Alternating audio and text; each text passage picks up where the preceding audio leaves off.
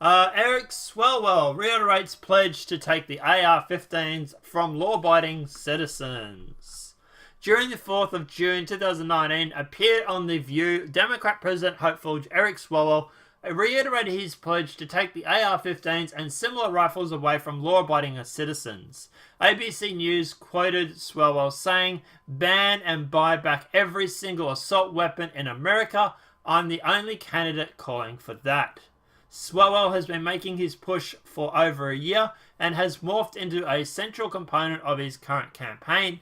His ban has gone through many revisions along the way, but one thing has stayed constant. Commonly owned semi-automatic rifles will be banned and taken from law-abiding citizens. Those who do not comply will face punishment and fails somewhere between jail and being nuked.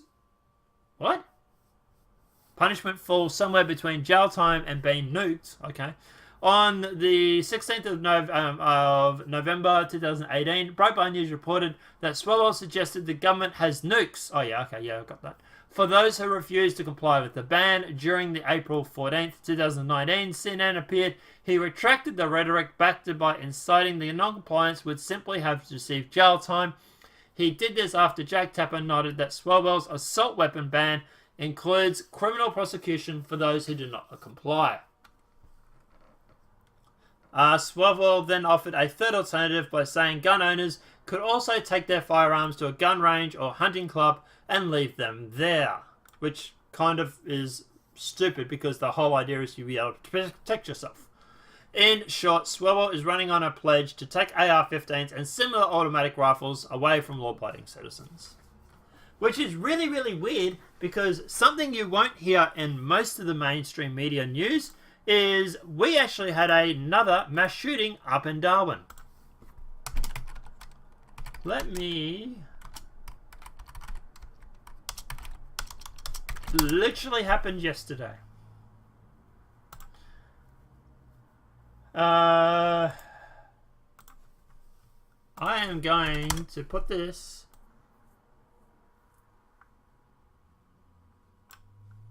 Darwin shooting. The shots were fired into flesh and blood. I was hearing people being shot.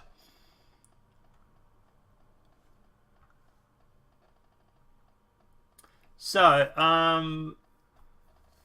a father who witnessed the alleged Darwin shooter spotted shooter on a rampage that left 4 people dead has spoken about the moment he felt all hell broke loose.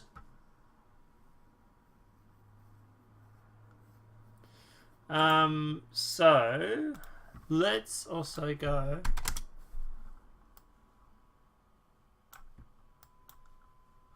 Alleged shooter was let go from roofing job just days before rampage.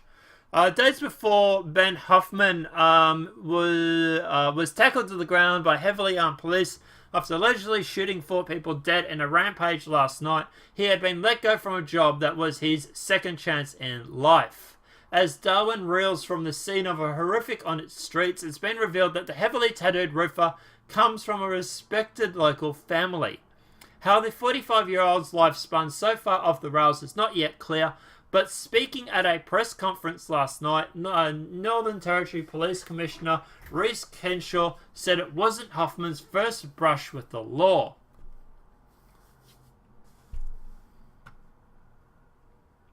So, Australia has some of the toughest gun laws in history.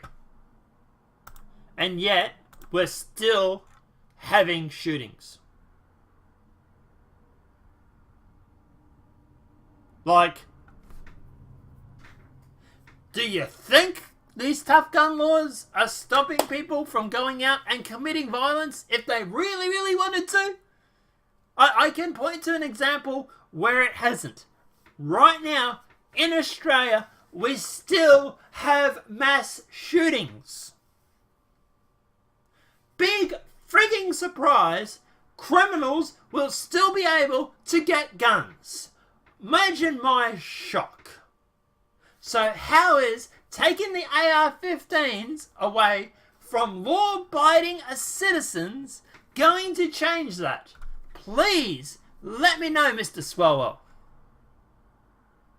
Because at the end of the day, it ain't. It ain't going to do shit.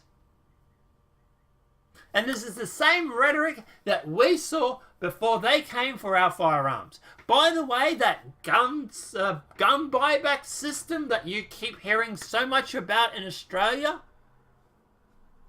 it's had to be revised 5 or 6 times because it still hasn't got rid of all the guns off the streets.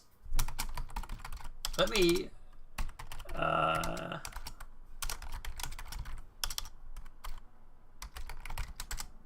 the gun buyback system, gun buyback program. Here it is here. Let me just show you this. This will show you the reiterations of it. So, right, Australia. Australia had a mandatory program in 1996 and 2003. Both programs were temporary and involved compensation to pay owners for firearms. Right, now... Right. So, firearms category A, B, C, D, D, blah, blah, blah. Licensing, compliance, history. Right, so the Port Arthur massacre, right? The Monash University shooting in 2002, right? So, oh my God, there was a mass shooting after we had the gun buyback system. Who would have thought?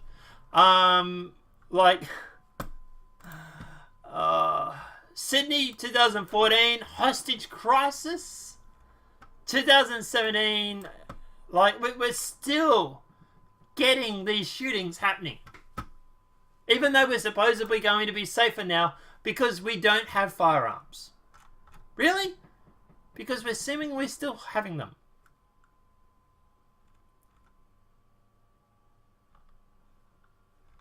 I actually saw, I'd have to do I want to do a story on it. But yeah, it's...